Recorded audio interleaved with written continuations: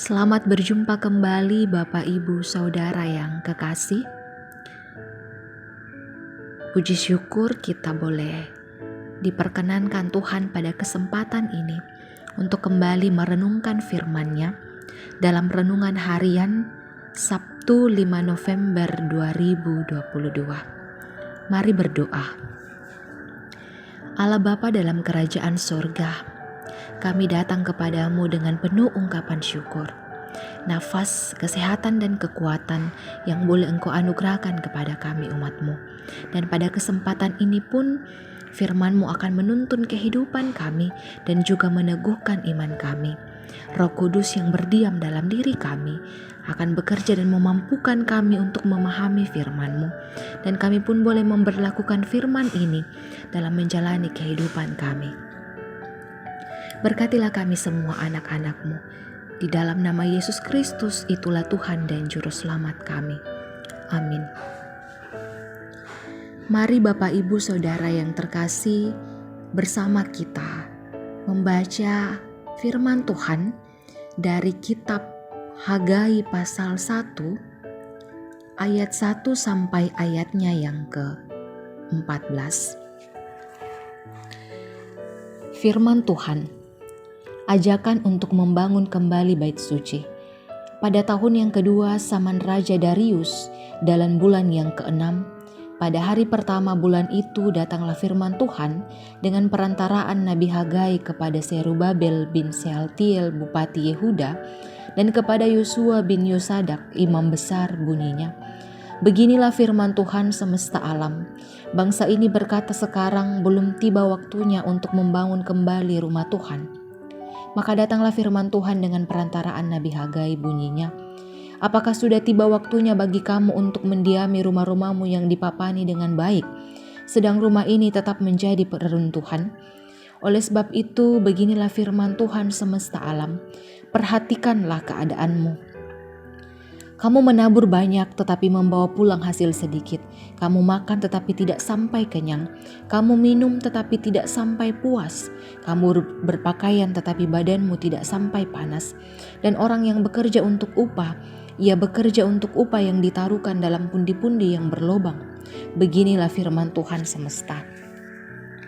Perhatikanlah keadaanmu, jadi naiklah ke gunung, bawalah kayu dan bangunlah rumah itu, maka aku akan berkenan kepadanya dan akan menyatakan kemuliaanku di situ, firman Tuhan. Kamu mengharapkan banyak tetapi hasilnya sedikit, dan ketika kamu membawanya ke rumah, aku menghembuskannya oleh karena apa? Demikianlah firman Tuhan semesta alam. Oleh karena rumahku yang tetap menjadi reruntuhan, sedang kamu masing-masing sibuk dengan urusan rumahnya sendiri. Itulah sebabnya langit menahan embunnya dan bumi menahan hasilnya. Dan aku memanggil kekeringan datang ke atas negeri, ke atas gunung-gunung, ke atas gandum, ke atas anggur, ke atas minyak, ke atas segala yang dihasilkan tanah, ke atas manusia dan hewan, dan ke atas segala hasil usaha. Lalu Zerubabel bin Shealtiel dan Yosua bin Yosadak, imam besar dan selebihnya dari bangsa itu, mendengarkan suara Tuhan Allah mereka dan juga perkataan Nabi Hagai sesuai dengan apa yang disuruhkan kepadanya oleh Tuhan Allah mereka. Lalu takutlah bangsa itu kepada Tuhan, maka berkatalah Hagai, utusan Tuhan itu, menurut pesan Tuhan kepada bangsa itu demikian. Aku ini menyertai kamu, demikianlah firman Tuhan. Tuhan menggerakkan semangat Zerubabel bin Shealtiel, Bupati Yehuda, dan semangat Yosua bin Yosadak, imam besar, dan semangat selebihnya dari bangsa itu. Maka datanglah mereka lalu melakukan pekerjaan pembangunan rumah Tuhan semesta alam, Allah mereka. Amin.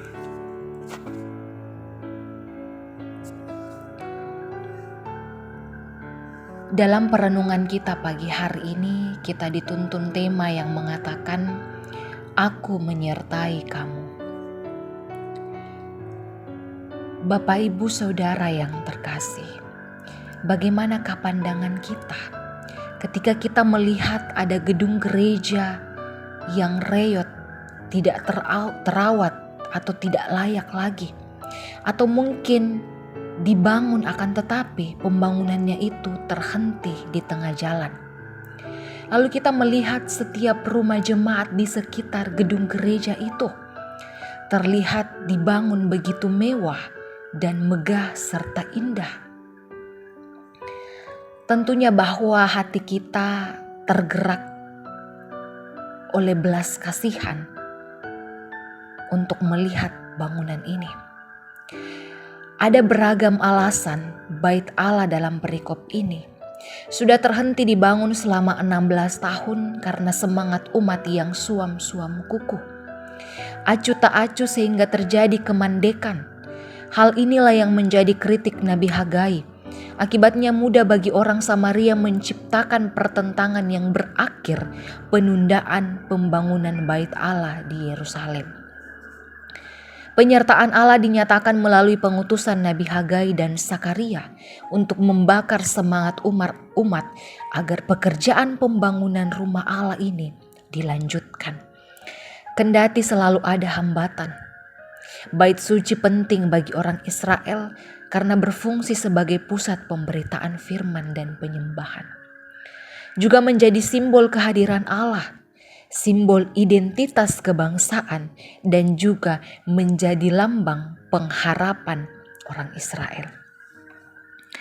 Sahabat renungan yang terkasih, sekarang ini tubuh kita disebut sebagai bait kudus. Sehingga segala keberadaan kita, pekerjaan dan pelayanan kita sejatinya juga merupakan bagian dari pelayanan kepada Tuhan. Maka tentunya bahwa kita perlu selalu mawas diri. Jangan sampai kita acuh tak acuh dan mengabaikan pekerjaan Tuhan dalam kehidupan kita. Kita perlu mengingat bahwa berfokus terlalu besar kepada ego, pekerjaan sendiri, dan tidak memerhatikan pekerjaan Tuhan, ini dapat berakibat timbulnya konflik dalam diri kita sendiri maupun pertentangan di dalam jemaat.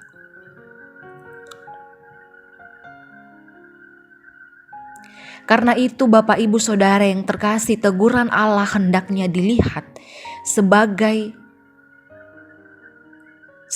suatu semangat. Ini dilihat sebagai kasih penyertaannya untuk membangkitkan semangat melayani Tuhan. Penyertaan Allah akan tampak melalui pekerjaan pelayanan Tuhan. Dan ingatlah sahabat renungan yang terkasih, hidup ini singkat, hidup kita ini singkat. Maka pergunakanlah waktu kesempatan dengan baik dan layanilah Tuhan selagi ada kesempatan bagi kita. Amin. Mari berdoa.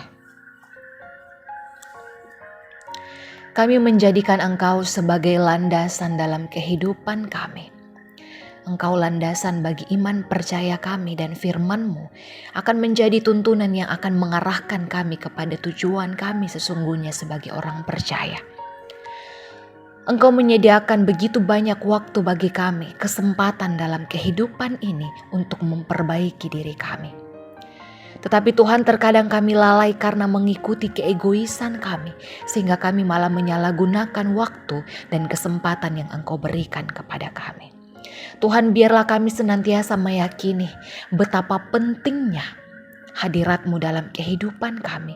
Engkau senantiasa menyertai kami, umat-Mu, dalam kehidupan kami. Kami berfokus dalam pelayanan kami, bersungguh-sungguh untuk melakukan pelayanan kami sebagai tugas dan tanggung jawab untuk kemuliaan akan nama-Mu juga. Engkau menjaga umat-Mu, menganugerahkan kesehatan, kekuatan, dan sukacita bagi setiap umat-Mu yang telah lanjut usia. Engkau topang beri kekuatan mereka dan bersukacita senantiasa di masa tua. Bagi setiap orang tua dalam kehidupan mereka, menjaga, mendidik, dan merawat anak-anak. Di dalam setiap pekerjaan umat-Mu pun, Engkau menganugerahkan hikmat dan kebijaksanaan. Anak-anak Engkau senantiasa karuniakan kepada orang tua. Mereka pun boleh bertumbuh senantiasa di dalam kasih-Mu, menjalani dan melewati serta menyelesaikan pendidikan dengan baik. Dan mereka pun boleh menjalani masa muda mereka sesuai dan seturut dengan kehendak-Mu. Kuatkan kami, hiburkan kami umat-Mu yang mengalami duka cita mendalam dalam kehidupan kami. Engkau pulihkan kami yang mengalami kelemahan tubuh Tuhan, dan nama-Mu senantiasa kami permuliakan. Engkau campur tangan di dalam setiap pergumulan kami Tuhan, dan juga rencana hidup kami. Semuanya kami serahkan ke dalam tangan pengasihan-Mu Tuhan. Berkati bangsa dan negara ini. Tolong para pemimpin agar mereka boleh memimpin dengan penuh penuh damai sejahtera yang asalnya daripada-Mu, dan juga penuh dengan keadilan, agar bangsa dan negara ini boleh senantiasa mengalami sukacita. Engkau berkati setiap kami dalam keluarga kami. Engkau mendatangkan setiap keharmonisan dalam keluarga kami, dan juga damai sejahtera tiada henti dalam kehidupan kami.